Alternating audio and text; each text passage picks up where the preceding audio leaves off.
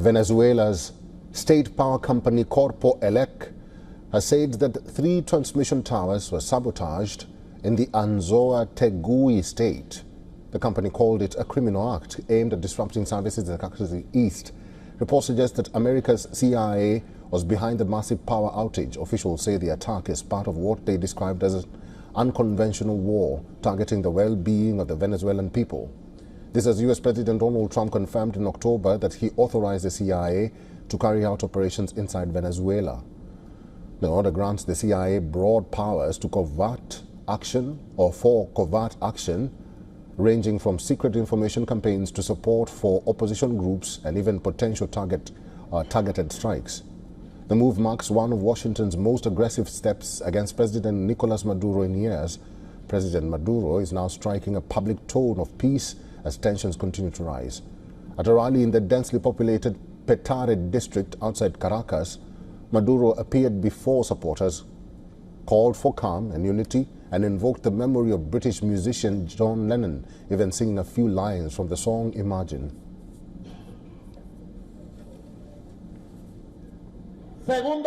Peace, peace, peace. Do everything for peace, as John Lennon used to say, right?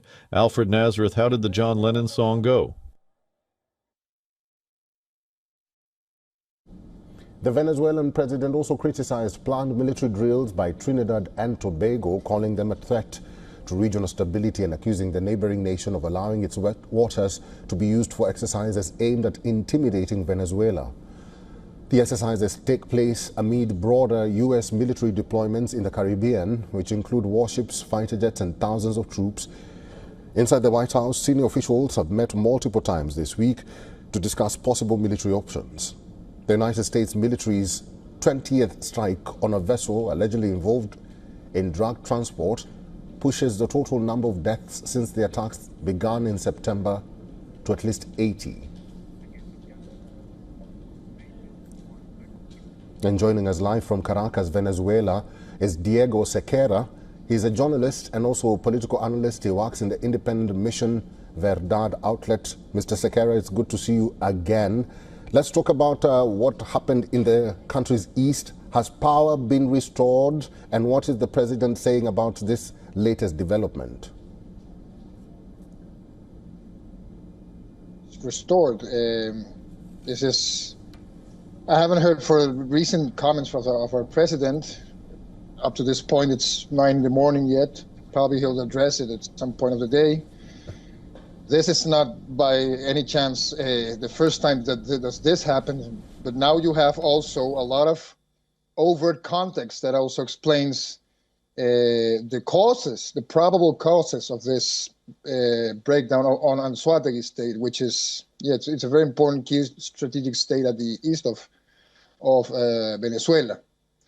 By the way, there's a recent expose by the Grayson, they also show that this has been going on for over a decade, and which connects it to the CIA one more time. So this is not new by itself. What is the novelty is how it's now easily to be framed according to Trump's clear statements a couple of weeks ago. Mm-hmm. Mr. Sequeira, the president, Nicolas Maduro, is turning out to be a peacemaker, so to speak. Why is he changing his rhetoric? Why the sudden turn? Why the sudden change? What do you read from this?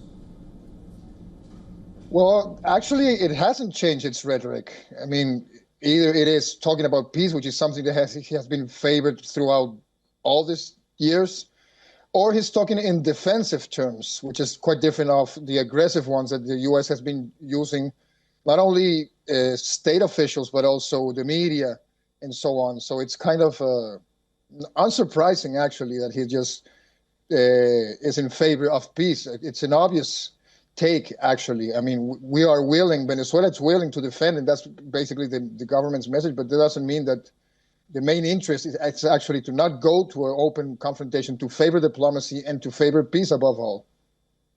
Sequeira, we'll have to leave it there. Thank you for talking to us today, and it's good to see you. Good to see you too.